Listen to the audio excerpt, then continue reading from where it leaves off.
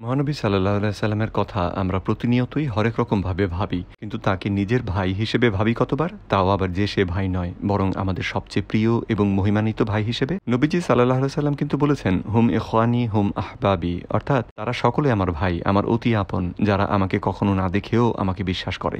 এমন মানুষদের দলভুক্ত হবার জন্য তো আমরা প্রার্থনা করি, তাই না? প্রশ্ন হলো, ধর্মীয় দিক থেকে সর্বোচ্চ সম্মানিত ভাই হিসেবে তার কথা আমরা কতবার ভাবি?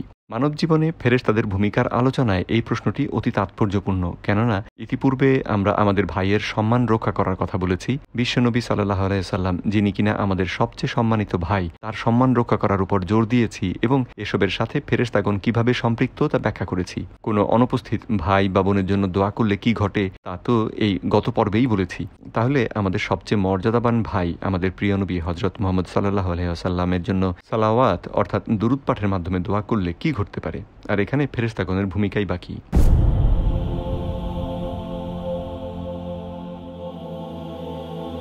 উবাই বিন কাব রাদিয়াল্লাহু তাআলা আনহু এর বর্ণিত বিখ্যাত একটি হাদিস আছে, যেখানে উনি বলেছেন যে একদিন আমি মহানবী সাল্লাল্লাহু আলাইহি সাল্লামকে জিজ্ঞাসা করলাম, দোয়ার মধ্যে কতটা সময় আমি আপনার উপর দুরূদ পাঠ করব? আমি এমনিতেই অনেকটুকু সময় দুরূদ পাঠ করি, কিন্তু আরও বেশি কি করা উচিত? জবাবে নবীজি সাল্লাল্লাহু আলাইহি সাল্লাম বললেন, যতটা ইচ্ছে পড়ুন, তবে যত বেশি পড়বেন তত বেশি রহমত পাবেন। উবাই তখন জিজ্ঞেস করলেন, দোয়ার 1/4 সময় দুরূদ পড়লে কি চলবে? নবীজি সাল্লাল্লাহু আলাইহি সাল্লাম উত্তরে বললেন, সেটা ভালো, কিন্তু আরও বেশিও পড়তে পারেন, তাহলে আরও বেশি সওয়াব পাবেন। এটা শুনে উবাই তখন বললেন, ও রাসূলুল্লাহ, অর্ধেক সময় দুরূদ পড়লে সেটা কি যথেষ্ট হবে? প্রিয় নবী সাল্লাল্লাহু আলাইহি সাল্লাম বললেন, সেটা অবশ্যই আরও ভালো হবে, তবে আরও বেশি পড়তে পারেন। উবাই তখন বললেন, ও রাসূলুল্লাহ, 2/3 সময় দুরূদ পড়লে সেটা কি যথেষ্ট হবে? প্রিয় নবী বললেন, সেটা অবশ্যই আরও ভালো হবে, তবে আরও বেশি পড়তে পারেন। এবারে উবাই বললেন, ও রাসূলুল্লাহ, আমি যদি দোয়ার পুরো সময়টাই শুধু দুরূদ পড়ি তাহলে কেমন হয়? জবাবে নবীজি সাল্লাল্লাহু আলাইহি সাল্লাম বললেন, এটা যদি করতে পারেন তাহলে আল্লাহ আপনার সমস্ত সমস্যার দায়িত্ব নিয়ে নেবেন এবং আপনার সকল পাপ ক্ষমা করে দেবেন। এই হাদিসটি শুনে স্বাভাবিকভাবেই প্রশ্ন আসতে পারে, তাহলে আর নিজের জন্য দোয়া করার কি প্রয়োজন? সারাক্ষণ শুধু দুরূদ পড়লেই তো হয়। এই হাদিসটিতে আসলে কিন্তু এরকমটা করতে বলা হয়নি, কারণ নবীজি সাল্লাল্লাহু আলাইহি সাল্লাম নিজেও নিজের জন্য দোয়া করতেন এবং উনি সাহাবাগণকেও নিজেদের জন্য দোয়া করতে শিখিয়েছেন। তাই আমাদেরও নিজেদের জন্য দোয়া করা চালিয়ে যাওয়া উচিত। তবে এই হাদিসটির সবথেকে ভালো ব্যাখ্যা দিয়েছেন ইবনে তাইমিয়া রাহিমাহুল্লাহ। উনি বলেছেন যে উবাই বিন কাব রাদিয়াল্লাহু তাআলা আনহু প্রত্যহ একটা নির্দিষ্ট সময় ধরে নিজের জন্য বিশেষ একটি দোয়া করতেন। নবীজি সাল্লাল্লাহু আলাইহি সাল্লাম তাই উবাইকে বলেছিলেন যে উবাই যদি সেই বিশেষ দোয়াটির পরিবর্তে ওই সময়টুকু মহানবী সাল্লাল্লাহু আলাইহি সাল্লামের উপর দুরূদ পড়েন, তাহলে আল্লাহ তাআলা উবাইয়ের সমস্ত সমস্যার দায়িত্ব নিয়ে নেবেন এবং তার সকল পাপ ক্ষমা করে দেবেন। যাই হোক, অনুপস্থিত কোনো ব্যক্তির জন্য দোয়া করলে ফেরেশতাগণ বলেন আমিন, এবং আপনার জন্যও তাই হোক। এটা তো আগেই বলেছি।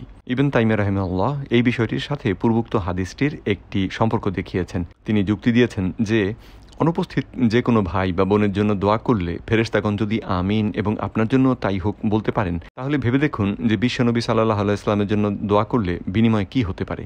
বহু হাদিসে এরকমটা বর্ণিত হয়েছে যে মহানবী সাল্লাল্লাহু আলাইহি ওয়াসাল্লামকে অত্যন্ত খুশি মনে এগিয়ে আসতে দেখে সাহাবাগণ ওনাকে খুশির কারণ জিজ্ঞাসা করলেন, আর নবীজি সাল্লাল্লাহু আলাইহি ওয়াসাল্লাম তখন জবাবে বললেন, এইমাত্র জিবরিল আলাইহিস সালাম আমাকে এসে বললেন, আপনি জেনে আনন্দিত হবেন যে যে ব্যক্তি দুরূদ পড়ার মাধ্যমে আপনাকে সালাম জানাবেন, আল্লাহ তার উপর অবশ্যই 10 গুণ শান্তি ও রহমত বর্ষণ করবেন। একই সাথে জিবরিল আলাইহিস সালামও সালা ও সালামের মাধ্যমে প্রতিটি দুরূদের জবাব দেবেন, বলবেন ইলা সাল্লাইতু আলাইহি আশরা, আর আল্লাহ সুবহানাহু ওয়া তাআলা 10টি পুণ্য দেবেন এবং 10টি পাপ ক্ষমা করে দেবেন এবং বেহেশতে তাদের মর্যাদা 10 ধাপ বা দারাজাত উন্নীত করবেন। দুরূদের সাথে ফেরেশতাগণের সম্পৃক্ততা নিয়ে অনেকগুলো হাদিস আছে, এখানে আমরা তা থেকে অতি সামান্য তথ্যই উপস্থাপন করলাম মাত্র। প্রিয় নবী সাল্লাল্লাহু আলাইহি সাল্লাম আরও বলেছেন যে বেশ কিছু ফেরেশতা আছেন যাদের কাজ হলো পৃথিবীময় চষে বেড়ানো এবং খুঁজে বের করা যে কে নবীজির উপর দুরূদ পড়ছে, তারপর সেই দুরূদ নবীজির কাছে পৌঁছে দেওয়া। তাই প্রতিবার কেউ দুরূদ পড়ার সাথে সাথে শুধু যে আল্লাহ এবং ফেরেশতাগণই তাকে সালাম জানাবেন তাই নয়, বরং বিশেষ একজন ফেরেশতা মহানবী সাল্লাল্লাহু আলাইহি সাল্লামকে দুরূদ পাঠকারীর এবং তার সালামের কথা জানাবেন, আর তখন নবীজি সাল্লাল্লাহু আলাইহি সাল্লাম ওই ব্যক্তির নাম ধরে সেই সালামের জবাব দেবেন। দুরূদ আপনি যে কোনো স্থানে যে কোনো সময়ে যে কোনো অবস্থায় পড়তে পারেন। মদিনা থেকে যত দূরেই থাকুন, কোয়ারেন্টাইনে থাকুন আর লকডাউনেই থাকুন, তাতে কিছুই আসে যায় না।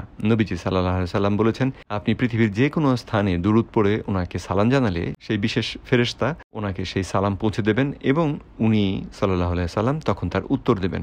সবচেয়ে চমৎকার বিষয় হলো আমিন এবং আপনার জন্যও তাই হোক একথা বলে ফেরেশতাগণ যেরকম আমাদের জন্য দোয়া করেন, ঠিক সেরকম দুরূদ পাঠের কারণেও জিবরিল আলাইহিস সালাম সহ অন্যান্য ফেরেশতাগণ আমাদের জন্য দোয়া করবেন। সাথে আল্লাহ তাআলা আমাদের উপর রহমত বর্ষণ করবেন। এর ফলে আমাদের পুণ্য বাড়বে, পাপ কমবে এবং বেহেশতে আমাদের মর্যাদা ও অবস্থান উন্নীত হবে। আল্লাহ সুবহানাহু ওয়া তাআলা বেহেশতে আমাদের সকলের অবস্থান উন্নীত করুন, যেন আমরা মহানবী সাল্লাল্লাহু আলাইহি ওয়াসাল্লামের সান্নিধ্য লাভ করতে পারি।